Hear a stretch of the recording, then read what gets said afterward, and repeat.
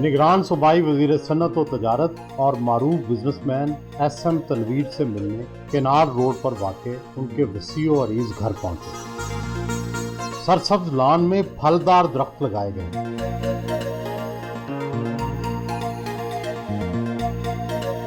अपने छोटे भाइयों और बेटों के हमरा इस्तकबाल किया।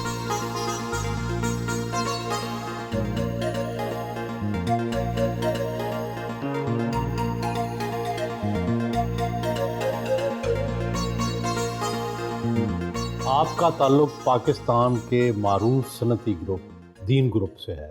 आपके वालिद SM मुनीर ना सिर्फ बिजनेस बरादरी के अहम रुकन थे बल्कि एक दफ़ा अहम हुकूमती ओहदे पर भी फायज रहे।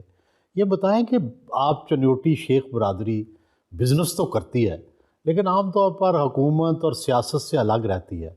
आपने कैसे निगरान ओहदा कबूल कर लिया? वालिद साहब ना 2 बार रहे, अबू मजलिस शूरा के भी मेंबर रहे जो सेनेट ज़िया-उल-हक साहब के दौर में, और फिर TDAP में भी रहे। ये जो भी हम लोग आते हैं ना, ये जिससे बिज़नेस कम्युनिटी की खिदमत के लिए काम होता है ना, उसके लिए आते हैं। वालिद साहब ने एक पार्टी भी बनाई हुई है, उसको कहते हैं यूनाइटेड बिज़नेस ग्रुप, जो पूरे पाकिस्तान में जितनी बिज़नेस कम्युनिटी है वो उसके साथ चलती है। तो मुझे भी जब ये अपॉर्चुनिटी बनी, जबकि ये पॉलिटिक्स तो नहीं है, तो केयर टेकर गवर्नमेंट है और पॉलिटिक्स में आने का कोई ख्याल भी नहीं है, तो जो इंडस्ट्री के बारे में मुझे कहा गया, ऑफ़र आई, तो मैंने फ़ौरन फिर उसको एक्सेप्ट किया। आप पैदा हुए तो आपके वालिद का कारोबार चमक रहा था। आप तो सोने का चम्मच लेकर पैदा हुए। क्या ज़िंदगी में कभी कोई मुश्किल भी देखी? सर, मुश्किलात तो आती हैं कारोबार में, ऊपर नीचे हालात होते हैं। कौन सा मुश्किल वक्त था? कारोबारी के अलावा भी मैं बात करूं तो जब मैं कॉलेज लाइफ में पढ़ रहा था तो उस वक्त कराची में रहना बहुत मुश्किल था, बहुत हालात ख़राब थे। मैं आपसे बात कर रहा हूँ 1990 की, 89 और 90 की, और फैक्ट्री वालिद साहब ने फ़ैसला किया था कि लगानी है हब पे कराची में, और हालात ख़राब की वजह से एक कॉन्सेप्ट आ गया था कि शायद पंजाबी नहीं रह सकता कराची में, बहुत हालात।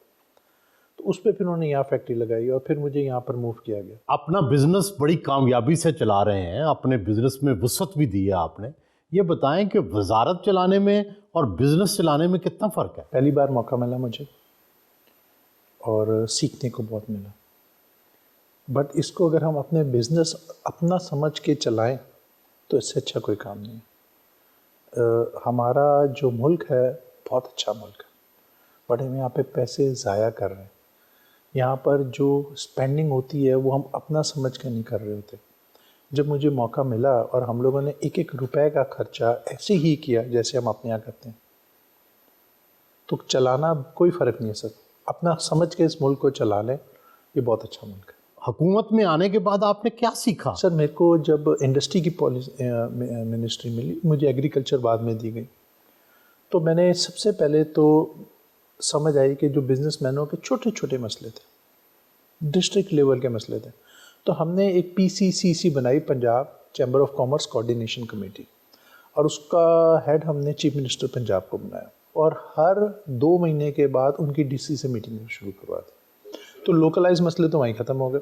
और एक PBIT यहाँ पे, Punjab board of investment and trade के इदारा, जिसमें हमने उसको एक सेक्रेटेरिएट बना दिया, क्योंकि वो मेरे नीचे है। तो सेक्रेटेरिएट का काम है, अगर किसी एरिया में DC या कमिश्नर अवेलेबल नहीं है, उस ग्रुप में मैसेज दे देता है और वो हमारी यहाँ से बंदा जाके मुलाकात करा के आता है। फिर CM साहब ने सेकंड मीटिंग की, उसमें इसाक डार साहब को इनवाइट किया, 3 घंटे उनको साथ बैठ, क्योंकि फेडरल इश्यूज़ थे लोगों के, फिर हमने फेडरल इश्यूज़ किए। फिर जितने भी सर्किट हाउसेस थे उसको हमने हर डिस्ट्रिक्ट में या डिवीज़न में कन्वर्ट कर दिया इनटू जिम खाना। तो हमने अपने चैम्बर्स के प्रेसिडेंट्स को उठाया और हमने एडमिनिस्ट्रेशन को उठाया, उसको जिम खाना में कन्वर्ट कर दिया, बड़ा सक्सेसफुल मॉडल हो गया। फिर हमने पंजाब में कमेटी बनाई, उसका हर वक्त ये काम है, जो पंजाब के बिजनेस कम्युनिटी का कोई मसला आ रहा है फेडरल गवर्नमेंट से, वो उसको एड्रेस कर रही है। आजकल हम 1 विंडो पे ऊपर काम कर रहे हैं। आपने कितनी तालीम हासिल की और बिजनेस कैसे सीखा? BCom किया कराची से, और मैं बाहर पढ़ने नहीं गया और हालात ख़राब थे बहुत ज़्यादा, तो मुझे फिर लाहौर भेज दिया गया था कि कराची में अब फर्दर भी और स्टडी नहीं करना लाहौर। तो लाहौर में 1990 में जो है वहाँ पर मिलें लगा दी गई। पहली मिल लग रही थी, मशीन आ गई हुई थी, मुझे कुछ नहीं पता था कि स्पिनिंग मिल क्या होती है। तो मैं बस, मेरे को ऑर्डर आया फैमिली का, वालिद साहब का, कि आपने सुबह लाहौर चले जाना है। और फिर मैं यहाँ आ गया। तो 90 से अगस्त 90 में मैं आया और मेरी शादी हो गई 91 में, जनवरी 91 में। शादी अपनी पसंद से की थी या वालदैन ने कर दी थी? वालदान ने तय की और जान फैमिली ने। फिर लाहौर आए तो फिर लाहौर क्या किया? सारा सेटअप खुद बनाया? नहीं, पहले मेरे वालिद साहब और चाचाओं ने, कि इट्स अ फैमिली बिजनेस, तो उन्होंने ज़मीन ले ली थी, एलसी खोल दिए थे, बस मशीन आना शुरू हुई थी। तो शादी पे भी वालिद साहब ने कहा कि अब मशीनों की इरेक्शन शुरू हो गई है, तो जब तक मिल चलेगी नहीं तो उन्हें वापस नहीं आना शादी के लिए भी नहीं आना। तो मैं शादी से 3 दिन पहले पहुंचा, 3-4 दिन पहले। कराची में शादी हुई? कराची में। चिनोट फैमिली है मेरी वाइफ चिनोट फैमिली से, डायमंड फॉर्म वाले। तो वहाँ पर हुई। नाश्ते की टेबल पर आए। नाश्ते में चने, साग और कीमा आलू से तवाज़ुन की गई।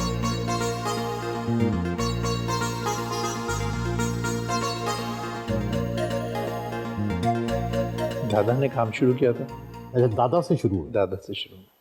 मेरे दादा 12 रुपए की नौकरी करते थे। स्टार्ट वहाँ से किया था, स्टार्ट जब कराची में थे। फिर उन्होंने चमड़े का कारोबार शुरू किया था। फिर पहले नौकरी के बाद असले की दुकान बनाई थी दादू में। दादू सिंध में उन्होंने एक असले की दुकान बनाई।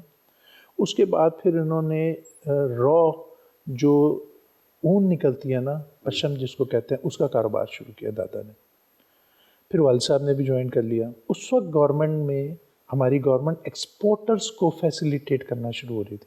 तो वालिद साहब अपने वालिद साहब से बहस करते थे कि हमें एक्सपोर्ट पे जाना चाहिए और टेंडरी लगानी चाहिए। वो कहते थे इतना बड़ा कारोबार है।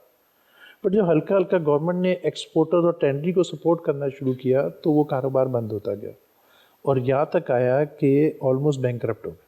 तो दादा ने फिर दादी की ज्वेलरी बेच के लोगों के पैसे उतारे। ये दीन आपके दादा का नाम था जिसपे ग्रुप का नाम है? दीन ग्रुप। दीन मेरे दादा का नाम। शेख मोहम्मद। एस एम मुनीर साहब मेरे वालिद साहब हैं। उन्होंने फिर एक रांगीवाड़ा कराची में एक फैक्ट्री ली, छोटी सी किराए पे, और उस पर काम शुरू किया। अम्मी बताती हैं जब वो फैक्ट्री पे जाते थे तो क्योंकि वो एक चमड़े की फील लेनी होती थी तो उनके हाथ गल जाते थे, मगर वो फिर भी करते थे क्योंकि वो फील नहीं आती, अदरवाइज चेक नहीं होती, क्वालिटी चेक नहीं होती। और जब ट्रैवल करते थे उस वक्त तो इतनी फैसिलिटी नहीं होती थी, तो जानबूझ के ट्रेन या फ्लाइट रात की देते थे कि होटल का किराया बच जाए।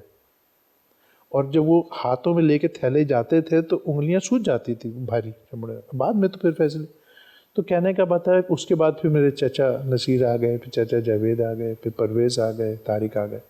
फिर इन सब ने बहुत मेहनत की। अब दीन ग्रुप ऑफ इंडस्ट्रीज जो है कितना बड़ा है? यहाँ पर इस वक्त हमारे पास 6 टेक्सटाइल के यूनिट हैं। हम स्पिनिंग करते हैं, हम कपड़ा बनाते हैं और सारी फैमिली यहाँ पर है। 6 टेक्सटाइल के यूनिट है। और कौन कौन सी इंडस्ट्री है? टेक्सटाइल यूनिट ज़्यादा। फिर हमारा बच्चे GW ब्रांड इन्होंने लॉन्च किया हुआ है। इसके बाद इन्होंने, हम लोग एक प्रॉपर्टी का बिज़नेस करते हैं और कुछ मेरे चचा जो हैं वो स्टॉक एक्सचेंज में भी हमारी कुछ इन्वेस्टमेंट्स हैं डिफरेंट कंपनीज़ के अंदर। वालिद साहब वाइस चेयरमैन रहे अपनी सारी ज़िंदगी। ये बताएं कि पंजाब में जो बिज़नेस ग्रुप हैं उनमें फैमिलीज़ बहुत जल्दी उसमें जो है इत्तेफाक ख़त्म हो जाता है। चन्योटी बरादरी जो चन्योटी बरादरी है, ये किस तरह अपना इत्तेहाद, इत्तेफाक, ख़ानदानी बिजनेस इकट्ठा रख के चलाते हैं? मोस्टली चिन्योटी फैमिलीज़ में ना वैल्यूज़ आर वेरी इंपॉर्टेंट। कुछ वैल्यूज़ हैं हमारे यहाँ। एक बड़ा आएगा ना तो छोटा खुद ही सीट छोड़ेगा।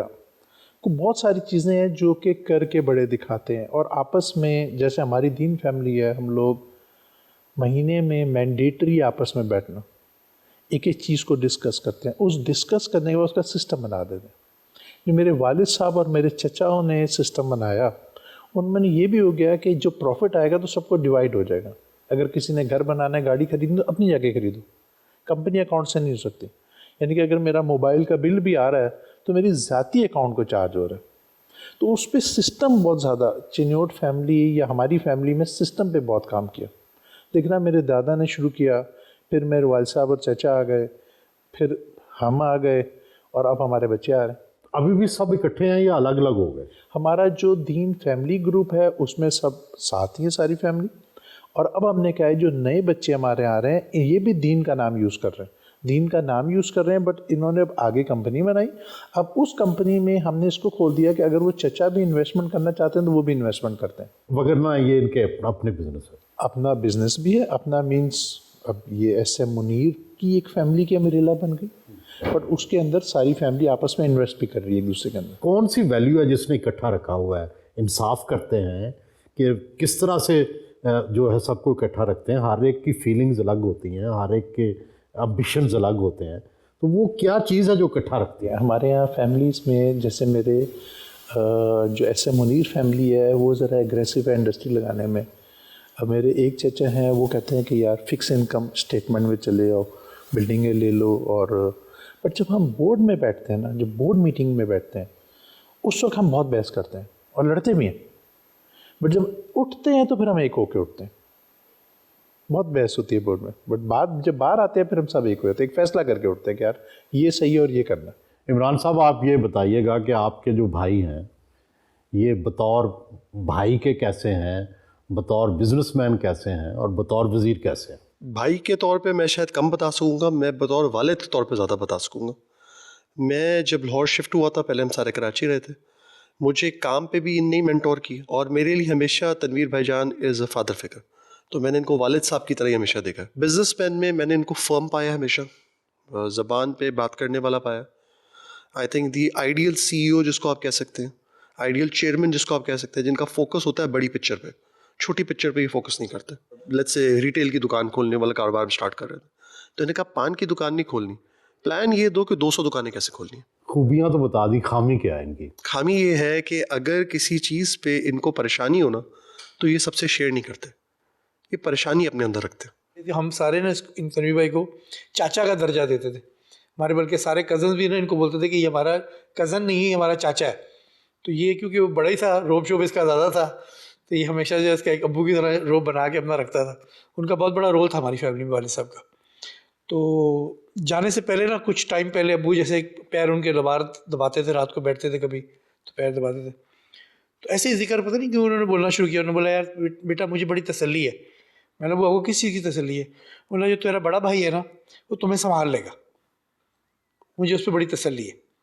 तो बस वो उसी तरह से ना हमने देखा कि तनवीर भाई ने वही रोल किया। खामी क्या है? मेरा ख्याल से अब बहुत ज़्यादा जिम्मेदारियाँ लेनी शुरू कर दी, अपनी ताकत से ज़्यादा जो है ना इस वक्त भाग रहे, और सेहत भी जो है ना देखनी बड़ी ज़रूरी है। आप ये बताइए कि बतौर फादर आपने अपने वालिद को कैसा पाया? उनकी हर चीज़ में नीयत सबसे पहले आ जाती है। जैसे मैं आपको एग्जांपल देता हूँ, हम एक मिल ले रहे थे, तो बिज़नेस के अलावा उन्होंने ये बोला कि मिल लेते हुए कि 1000 लोग एम्प्लॉय होंगे इसके अंदर, 5 लोग घर पे होंगे, तो 5000 फैमिलीज़ को हम लोग एम्प्लॉय कर रहे होंगे। तो हर काम में उनकी नीयत बहुत अच्छी होती है। और कोई खामी? खामी ये है कि एक तो हेल्थ पे बिल्कुल अपना टाइम नहीं दे रहे। मैं कनाडा से यूनिवर्सिटी ऑफ टोरंटो में पढ़ के आया हूँ और यहाँ पर आके फैमिली बिजनेस ज्वाइन किया, और ज़्यादातर हमारा एक BTW का फ़ैशन ब्रांड है, उसको मैं देख रहा हूँ, उसकी हमारी दुकानें, और दूसरा दीन गार्डन्स का हमारा फैसलाबाद में और शिन्योट में रियल इस्टेट के प्रोजेक्ट्स हैं, तो उसको मैं साथ साथ देख रहा हूँ। मेरे जो ताए हैं, मैं तो सब फर्स्ट ऑफ ऑल मैं हमेशा कराची में रहता था, बट लाहौर में आने के बाद और उससे बहुत पहले भी मुझे ये बात पता थी कि अगर कभी मुझे कोई चीज़ की जैसे कोई प्रॉब्लम हो या इशू है, तो मेरे ताया हमेशा मेरी एक सपोर्ट है, और सिर्फ मेरी नहीं, मैं तो ये भी मानता हूँ कि वो हमारी फैमिली की भी बैकबोन है।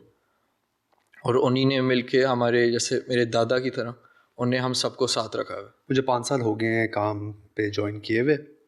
हमारे मल्टीपल सेगमेंट्स है कंपनी के अंदर, बट मैं अभी वो अपना हमारा जो एंटरटेनमेंट का सेगमेंट है उसको लीड कर रहा हूँ। एक फैमिली में एक पिलर होता है और आपके वैल्यूज़ होते हैं जो पूरी फैमिली को, बच्चों को, बड़ों को साथ रखते हैं।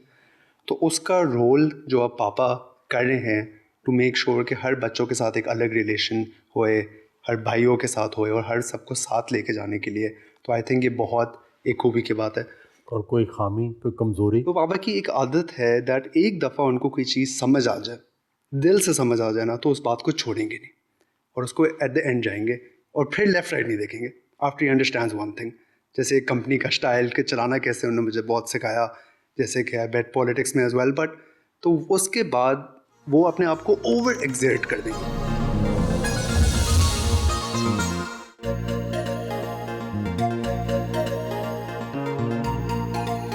घर की बेसमेंट में ही जिम, होम थिएटर और स्नूकर की जगह भी है। कोच ने एक्सरसाइज करवाई।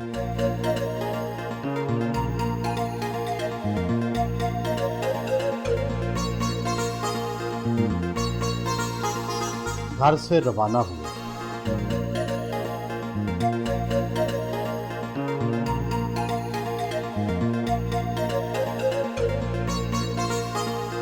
ड्राइव इन रोड पर मौजूद दीन ग्रुप ऑफ कंपनी के हेड ऑफिस आए।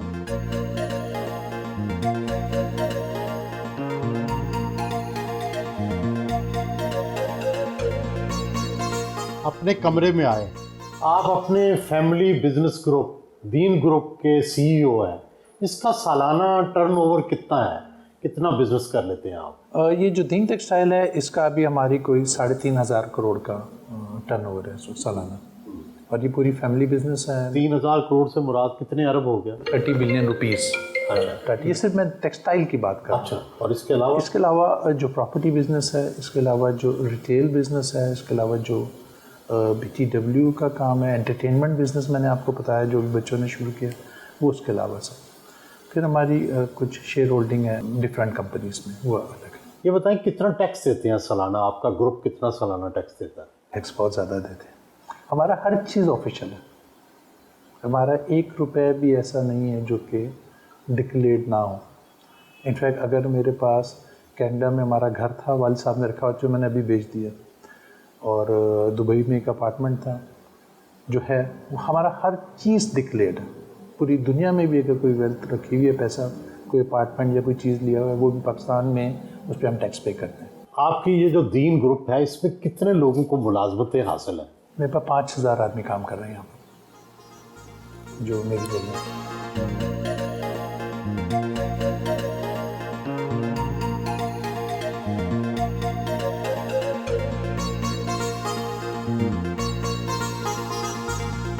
हर बिजनेस ग्रुप का एक तरीका होता है। आपके यहाँ क्या तनख्वाह का रिवाज है? आपको कितनी तनख्वाह मिलती है या मुनाफे में से आप खर्च करते हैं? हमें एक तनख्वाह मिलती है सब मेंबर्स को, जो बच्चे काम कर रहे हैं, सबकी एक बराबर की सैलरी है। सबकी बराबर की सैलरी? सबकी बराबर की सैलरी। कितनी है? बस है कि फैमिली में हर रुकन की तनख्वाह 10 लाख के करीब है। जी, इसके करीब है। और उसके बाद फिर डिविडेंड मिल जाता है। अच्छा, जो साल के बाद डिविडेंड आता है। अच्छा, मगर उसमें आप बोले ना कि आपकी गाड़ियों का खर्चा, आपके पेट्रोल का खर्चा, गाड़ियाँ अपनी अपनी हैं? सब कुछ अपनी, गाड़ी, घर, स्टाफ, हर खर्चा आपने अपना करना है। क्योंकि जब कंपनी से हो तो टिपिकल है कि फैमिली में लड़ाई पड़ जाती है कि इसका तो पेट्रोल का खर्चा ज़्यादा आ गया, इसका तो पेट्रोल का खर्चा कम आ गया, इसके मोबाइल का खर्चा। तो ये छोटी छोटी चीज़ें हैं ना, वो हमने इसको अपनी कंपनी को पैक कर दिया, इसमें से निकाल दिया। आपका ज़ाती खर्चा कितना है? मेरे बच्चे भी मेरे साथ हैं, मेरे 2 बेटे हैं, सारों का करके वो ठीक है। मेरी सैलरी और डिविडेंड से अल्हम्दुलिल्लाह पूरा हो जाता है। आपका 20-25 लाख में गुजारा हो जाता है? शायद ज़्यादा होता होगा। अच्छा, तो वो डिविडेंड से पूरा हो जाता है। आप खर्चीले हैं या कंजूस हैं? बिजनेसमैन आमतौर पर बड़ा सोच समझ कर खर्च करते हैं, या आप बिल्कुल शॉपिंग के पे जाएं तो दिल खोल के पैसे खर्चते हैं? नहीं, मैं शायद थोड़ा सा कंजूस हूँ, या मुझसे खर्चा ज़्यादा नहीं होता शॉपिंग पे जाए तो, बट मेरी बीवी शॉपिंग पे जाए तो वो दिल खोल के खर्च करती है, और उसका शौक भी शॉपिंग ही है। दीन टेक्सटाइल का दौरा करने पहुंचे। स्टाफ ने इस्तकबाल किया।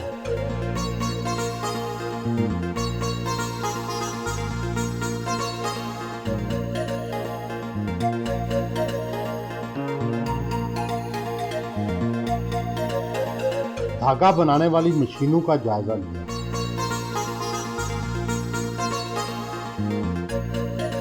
जदीद तरीन मशीनों से धागा बनाया जाता है।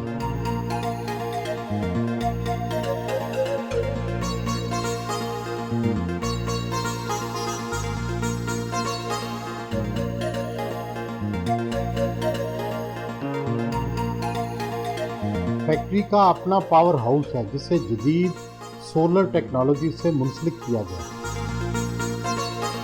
वीविंग शेड भी देखने आए। पाकिस्तान कपास उगाता भी है, टेक्सटाइल सेक्टर जो है बहुत पुराना काम कर रहा है, बड़ा एडवांस है, एक्सपोर्ट करता है। ये बताएं कि बांग्लादेश कैसे पाकिस्तान से आगे निकल गया? सर ये बड़े अफसोस की बात है हमारे लिए कि वहाँ कॉटन नहीं उगती, धागा हमारे से लेता है, कपड़ा हमारे से लेता है, गारमेंट इंडस्ट्री है, और हमारे यहाँ गारमेंट इंडस्ट्री ग्रो नहीं हो रही। अभी शुरू हो गई है ग्रो होना, बट उस लेवल की नहीं गई। प्रॉब्लम इस कि वो गवर्नमेंट की पॉलिसीज़ इतनी ज़्यादा फ्रेंडली हैं, यानी कि अगर कोई चीज़, अगर मैं एक दफ़ा बांग्लादेश गया और मुझे पता चला कि वहाँ पे हड़ताल हो गई है और सड़कों पे टायर जलाए जा रहे हैं, तो बोला आप डोंट वरी, हम आपको एक्सपोर्ट की गाड़ी में ले जाएंगे। एक्सपोर्ट की गाड़ी का क्या मतलब है? उसमें जैसे एक हूटर लगा होता है, उनके एक्सपोर्ट की गाड़ी का डिफरेंट हूटर है। दोनों पार्टियों में आपस में ये फैसला है कि जब एक्सपोर्ट का माल जाएगा तो हड़ताल खोल देंगे और उसको आगे, यानी गवर्नमेंट, अपोजिशन, लेबर यूनियन, सबका इत्तेफाक है। सबका इत्तेफाक है, एक मुल्क की इकॉनमी को खराब नहीं करना। फैक्ट्री से रवाना हुए, जिंदगी में सबसे ज़्यादा खुशी कब मिली और गम कब हुआ? सर खुशी के तो बहुत ज़्यादा मौके अल्लाह देता है। मेरी शादी हुई, उसके बाद फिर बच्चे हुए, तो हर बच्चे की अपनी खुशी थी। मेरे 2 बेटे और 1 बेटी है, और अब मेरे 4 ग्रैंड चिल्ड्रन भी हैं, यानी कि मेरा एक नवासा है, एक नवासी है, और 2 मेरी पोती हैं। तो जब ये शाम को मेरे पास आते हैं, मैं इनके साथ खेलता हूँ, लड़ाई करता हूँ, चॉकलेट खिलाता हूँ उनको, तो ये बहुत खुशी के मौके हैं। सबसे ज़्यादा गम तो अभी आपको पता है, वालिद साहब की बरसी को भी 1 साल होने वाला है, तो वो हमने तो सोचा भी नहीं था कि ऐसे अबू हाथ से चले जाएंगे। जब भी कभी अबू या अम्मी बीमार हुए तो हम भाई बहनों को कहते थे कि यार जंग ऑन हो गई है, तू ये संभाल, तू ये संभाल, तू ये संभाल। अबू का किडनी ट्रांसप्लांट कराना था, एक बहुत बड़ा चैलेंज था। फिर हमने चाइना में गए, चाइना से हमने इसको किडनी अरेंज की, कोई चाइना में, तो वो एक बहुत बड़ा चैलेंज था। तो हम उस सब चैलेंज से निकल गए और बिल्कुल ठीक थे माशाल्लाह। सुबह रूटीन से ऑफिस गए हैं, घर आए हैं, और एक खांसी हुई और अल्लाह ने जान निकाल ली।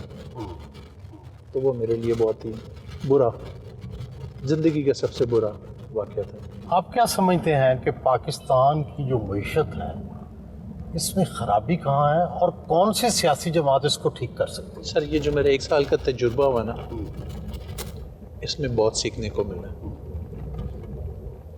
एक तो हमारे को स्टेबिलिटी चाहिए, पॉलिटिकल स्टेबिलिटी। दूसरा हमारे को ऐसा सिस्टम चाहिए जो करप्शन को रोका जाए। गवर्नमेंट का काम नहीं है कारोबार करना। जो गवर्नमेंट कारोबार करती है, गवर्नमेंट PIA चलाती है, गवर्नमेंट स्टील मिल बनाती है, जो गवर्नमेंट बच्चों को स्कूलों में पढ़ाती है, गवर्नमेंट अस्पताल चलाती है, ये गवर्नमेंट की जॉब नहीं है। तो आपका ख्याल है कि अस्पताल और स्कूल गवर्नमेंट को नहीं चलाने चाहिए? बिल्कुल नहीं, ये क्या प्राइवेट दे दें? प्राइवेट दे देना चाहिए। प्राइवेट शोबा तो लोगों को लूट लेगा। उसके पीछे सिस्टम है सारी दुनिया में। सारी दुनिया में एक सिस्टम है। अगर आप अभी पंजाब का बजट देखें तो एक आम स्कूल के बजट से ज़्यादा का बजट है। उस पर अभी वज़ीर आला ने काम शुरू कर दिया, बट आपको पता है हम 3 महीने के लिए आए थे, वो 9-10 महीने हो गए, 2 महीने के बाद जा रहे हैं। तो जो भी हमारे बाद गवर्नमेंट आती है उसको रोकना पड़ेगा। और जो सब्सिडीज़ दी जा रही हैं, जो हम आटे पे सब्सिडी देते हैं, हम फर्टिलाइज़र पे सब्सिडी देते हैं, हम सोलर पैनल पे लगाने पे सब्सिडी देते हैं, हम इरिगेशन सिस्टम पे लगाने, ये गवर्नमेंट की जॉब नहीं है सर।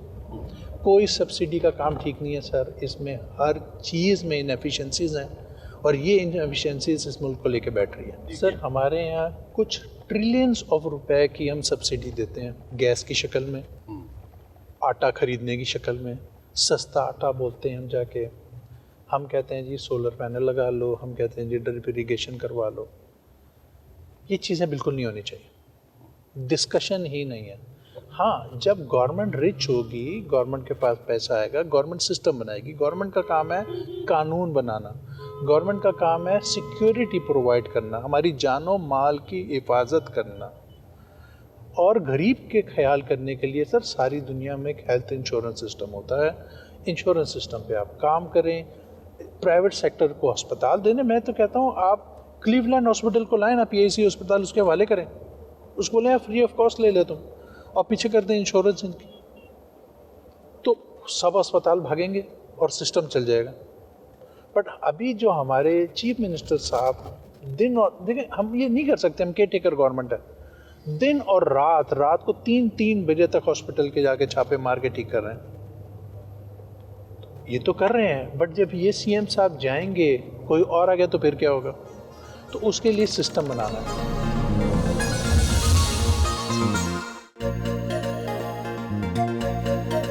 कैंट में अपने करीबी दोस्त मुजम्मल जावेद से मिलने आए।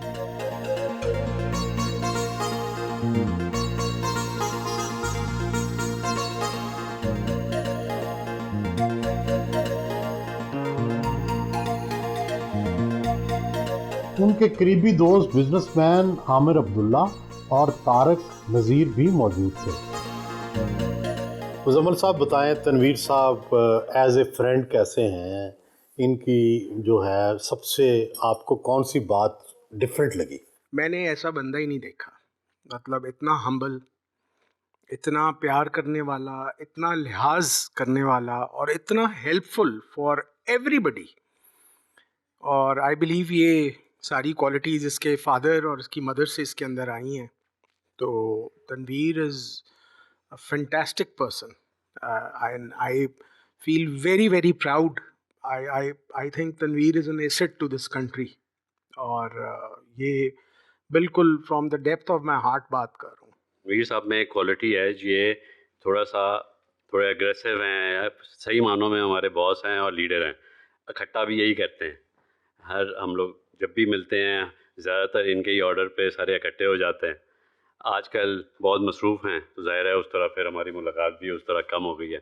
इंटेग्रिटी जितनी तनवीर साहब की मैंने इतने सालों में देखी है, शायद ही कोई मुझे और शख्स मिला हो इनकी इस लेवल की इंटेग्रिटी। इनसे कभी कभार थोड़ा बहुत कारोबार में भी इन्वॉल्व हुए हैं, इन जैसा इंटेग्रिटी वाला शख्स नहीं मिल सकता। ये बिल्कुल छोटे भाइयों की तरह मेरे, और अल्हम्दुलिल्लाह से हमेशा मैंने देखा है कि जितनी डेडिकेशन से, जितनी मेहनत से ये सारे काम, इससे पहले माशाल्लाह पाए का चेयरमैन बना और पाए को कहाँ से कहाँ लेके गया, और उसके बाद फिर अब मिनिस्टर जब केयर टेकर गवर्नमेंट में मिनिस्टर बना, तो माशाल्लाह जिस तरह मेहनत करा, तो मैं समझता हूँ कि अगर इसी तरह काम करने वाले लोग, इसी तरह के लोग कराएंगे तो हमारा मुल्क बहुत आगे इंशाल्लाह जाएगा। नमाज अदा की।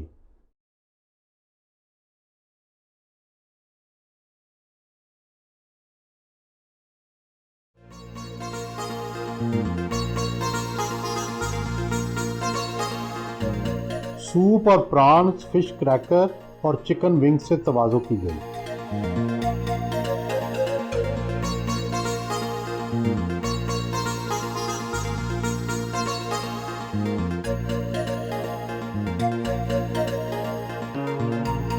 दोस्त के घर से रवाना हुए।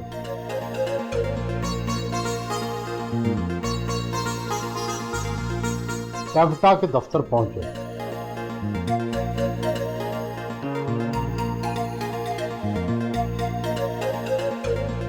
सेक्रेटरी इंडस्ट्रीज एहसान भुट्टा ने इस्तकबाल किया।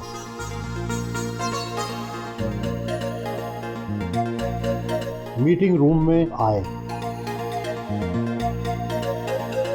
करेंगे सीएम ऑफिस को और चीफ सेक्रेटरी साहब को, और कैसे फैसिलिटेट करना है। और वो जो रेड लाइन की जो हम बात कर रहे थे, 10 दिन गुजर जाते हैं जकी साहब, तो 10 दिन गुजर गए हैं तो उस डिपार्टमेंट में रेड लाइन हो गया है इंडिकेशन, तो वो सेक्रेटरी रिस्पॉन्सिबल होगा। तो इसलिए उनको भी वहाँ पर बैठने के लिए सीएम साहब ने कहा है कि उनकी भी आप स्केड्यूल बनाएं। सेक्रेटरी सनत और तजारत एहसान भुट्टा ने वन विंडो सेल के हवाले से तफसीली ब्रीफिंग दी।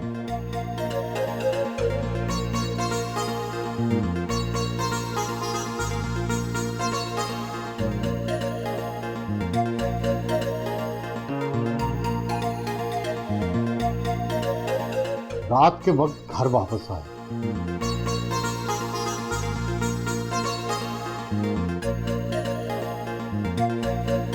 पोते पोतियों ने इस्तकबाल किया।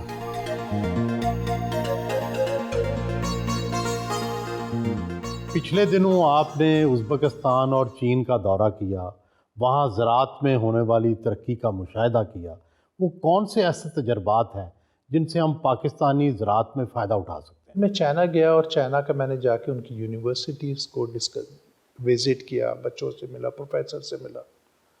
हमारी भी universities as good as China, but हमारे कुछ सिस्टम ऐसे हैं जो उसको रोक रहे हैं, जिसके लिए चीफ मिनिस्टर साहब ने भी फ़ौरन हिदायत की। जो हमारा रिसर्च सिस्टम है, हमारी एक यूनिवर्सिटी रिसर्च कर रही है और एक हमारे रिसर्च डिपार्टमेंट्स हैं और आपस में लड़ रहे हैं, और ये 1962 से ये काम हो रहा है।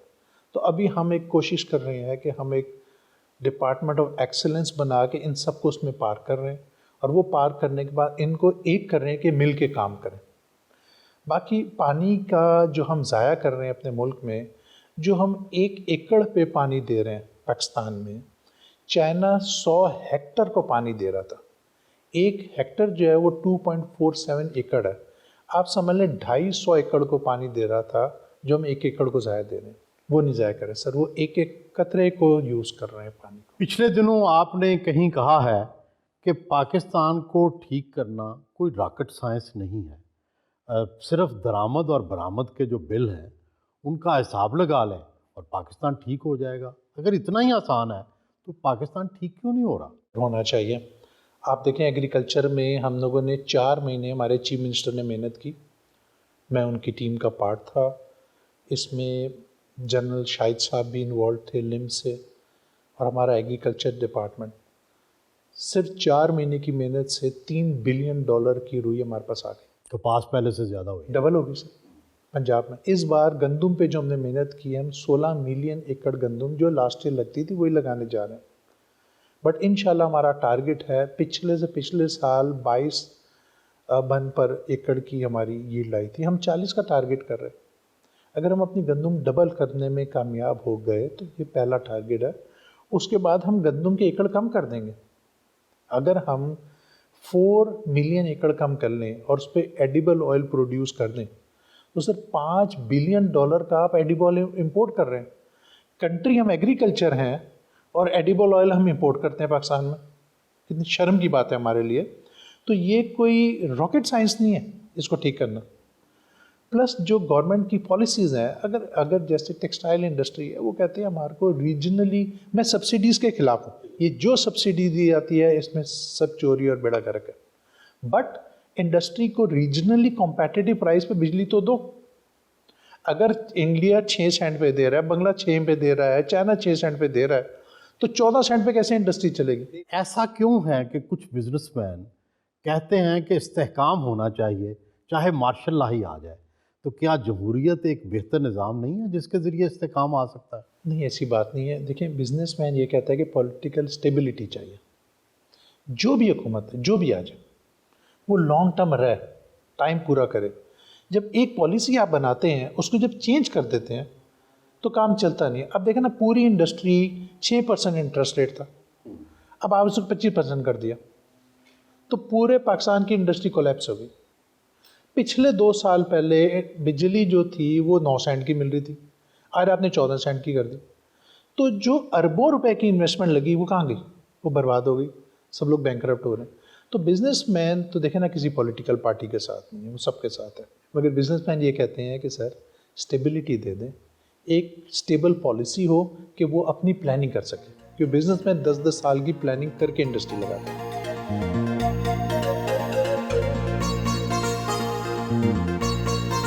घर पर कनाडा और बरतानिया से आए सिख यात्रियों के एजाज में पुरतकल्लुफ इशाइया का एहतमाम किया। इशाइया में निगरान वज़ीर आला पंजाब मोहसिन नकवी, काबीना के अरकान और कारोबारी शख्सियात ने शिरकत की।